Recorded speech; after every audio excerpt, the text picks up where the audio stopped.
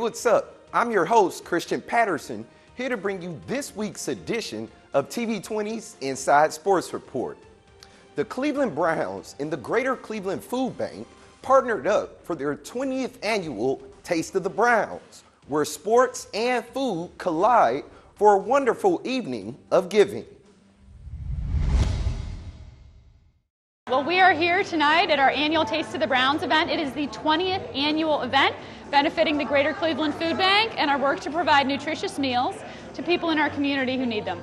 This is a very unique event that celebrates Cleveland's passion for football, fine culinary cuisine, and the wonderful attendees that donate to help the community.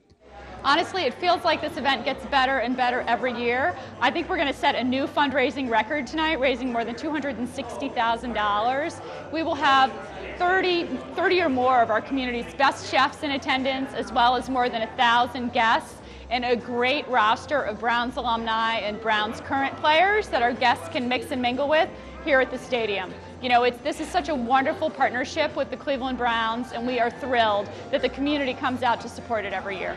The Taste of the Browns was the second team event that started, and this is very, very special. It's been going on for 20 years, and the second one that jumped in. And the idea then was, let's add some team events so that 100% of the proceeds raised from an event like tonight stays in the community where it's raised. And so it's been very special for us to take a national event the night before Super Bowl. It's the premier ticket. It's the hottest ticket of Super Bowl week. We sell out every year. But take that concept and bring in these great local chefs with Rocco Whalen and all his friends coming in. And Bubba Baker represents the Browns at the national event, and these other players learn about this event from this local event. And so then they continue to influence people here to say, hey, look, you can help families right here in the Greater Cleveland area by attending this event and just spreading the word that you can help. The evening consisted of guests mingling with Browns players, partying to live music, bidding on amazing items from the silent auction, and tasting a variety of different foods prepared by local chefs. So chorizo stuffed dates wrapped in bacon with a tomato aioli from the Greatest Hits Fahrenheit menu. But if you step one door down, Fabio Lago from the East Bank of the Flats, his mama's meatballs, Edwin's down the way, black-eyed pea stew. The ethnicity is overwhelmingly boiling over. It's fantastic. Burgers, game day fare, all sorts of fun stuff. The chefs submit menu items. We pick and choose, and when it's really a great food event like this, people know the reputation that we have, and they want to come out and get their tickets and, you know, enjoy themselves. It's the best tasting food event of the year, and it all feeds back into the Cleveland Food Bank, which $1 equals 4 meals to somebody in need. And it's not just food. It's clothing, it's necessities, it's, you know, hygiene products, it's book bags, it's books. So we're here tonight to 1 million meals is our goal. 1 million are the things that we can get to everybody, and it goes right back to the Cleveland community. Myself, Fabio Salerno, Edwin's from Shaker Square is just on this block. Michael Simon's B-Spot Burgers, and Blue Point Grill serving lobster bisque. My best restaurant friends are here tonight to have a great time. Browns alumni Josh Cribbs is a chairperson for this event and couldn't be more pleased to help give back to the community he loves. You know, Dee and Jimmy Haslam has doing a tremendous job at their community outreach. Children are very important to them. So they want to hone in on the 1 in every 3 members and the clientele of the Greater Cleveland Food Bank are children. So that's what we want to kind of think about when they're auctioning off the items and everything. It's always about doing things and having fun while giving back. And that's what this is, the Taste of the Browns, is they're having fun auctioning items, but it's all to give back to the food bank and ultimately to the children. It's particularly special for me. I haven't been able to get down here for the last few years, and I walked in here and I was amazed at the growth of this event and the excitement that is here. Last year's event raised more than $230,000, which turned out to be more than 910,000 meals to local agencies, which makes the Taste of the Browns an imperative part to ending hunger in our community. This event is expected to raise more than $260,000 tonight, and every dollar donated to the Greater Cleveland Food Bank allows us to provide enough food for 4 nutritious meals. So that means this one event is going to provide 1 million meals leading into the holiday season, which is a very busy time of year. We're raising dollars tonight to make sure that we have all the holiday turkeys we need for families this Thanksgiving. We're going to take a quick break, but we'll be right back with more of TV20's Inside Sports Report. Need food? We can help. The Greater Cleveland Food Bank's Benefits Outreach Department works within the community to help individuals locate food and apply for SNAP and other public benefits. Weekdays, our help center accepts phone calls from 7 a.m. to 6 p.m. and walk-ins from 8 a.m. to 5 p.m. Call 216-738-2067 or stop in our facility at 15500 South Waterloo Road. Our benefits outreach counselors are out in the community every day assisting with benefit enrollment and connecting the community to vital resources. Keep your eye out for our food truck, providing free, fresh produce and SNAP enrollment in the community. For more information, visit www.greaterclevelandfoodbank.org/gethelp. The inherent right to work is one of the elemental privileges of a free people. Endowed, as our nation is, with abundant physical resources, and inspired as it should be, with the high purpose to make those resources and opportunities available for the enjoyment of all.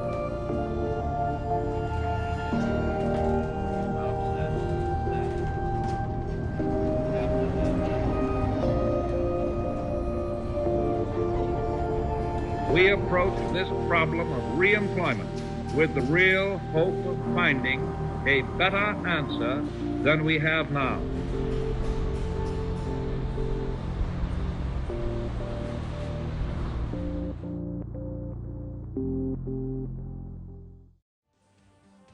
Welcome back to TV20's Inside Sports Report. I'm your host, Christian Patterson. The Foundry Community Rowing and Sailing Center played host to this year's U.S. Sailing Team Racing Championship for the George R. Hinman Trophy.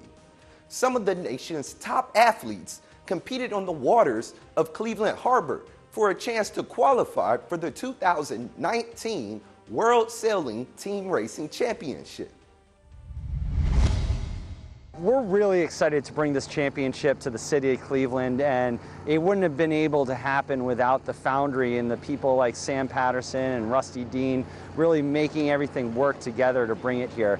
The Foundry Sailing Center started up just about a year ago, and what they've been doing for this community of Cleveland and their community sailing center and providing access to the water for the community of Cleveland really exemplifies the mission of U.S. Sailing and providing access to the water. So it only made sense to combine forces with Foundry and bring this historic championship to the Midwest and specifically to the city of Cleveland. The venue itself is perfect for this type of racing.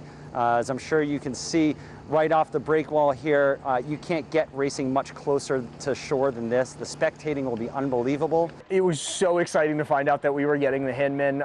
Personally, this format of racing, team racing, is my favorite thing in the entire world. I would give anything to be doing this every day, and when we were selected, it was just insanely cool. The Sailing Center has only been active for about a year and a half. So for us to have it this early in the Sailing Center's life and to be able to showcase Cleveland and our spot here to the rest of the world is just so exciting, and we've had so much support, so we're really thrilled to have US Sailing here. We came to Cleveland because Cleveland here, especially at the station, has a phenomenal venue where spectators and competitors alike are right off the waterfront with the city of Cleveland in the background. So it's great for the general public to come down and see, as well as the people that are here supporting the actual sailors. Teams will use the Foundry's fleet of 420E sailboats launching out of the Foundry Sailing Center. Racing started this morning at 10 a.m. in fantastic conditions on Cleveland Harbor. We're racing right out here, right behind us next to the old Coast Guard station. That was one of the start horns going off right now. On the West Basin of Cleveland Harbor. We've got 12 teams of 6 athletes from all over the United States competing for the national championship. And actually, this is a qualifier for the 2019 World Sailing Team Racing Championship. So it's very exciting. We have amazing conditions, way better than were forecasted actually. And athletes seem to be enjoying themselves. This format of racing is a little bit different than what most people think of as sailboat racing. So it's not everybody racing against each other all at once and whoever comes in first wins. It's 3v3 head-to-head matchups, very exciting racing. It's a format called team racing. So we've already seen some incredibly cool maneuvers. There's a lot of tactics and strategy involved in this format that's much more complicated than just what you would think of as yachting or traditional sailing. So we've seen a lot of great stuff on the water, and everybody's warming up, getting comfortable with the boats, comfortable with the venue. The breeze is picking up a little bit right now, which makes things definitely a little bit more exciting.